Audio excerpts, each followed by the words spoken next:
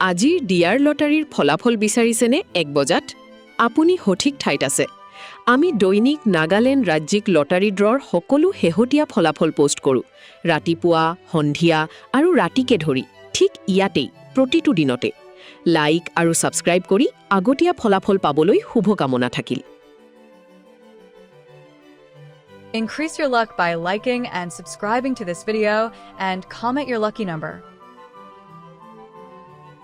ভিডিওটি ভাল লাগিলে সাবস্ক্রাইব কি দিব আশা কো আপোনালোক শুভকামনা থাকিল ইজাত কমেন্ট কি আশা কো আপোনালোক শুভকামনা থাকিল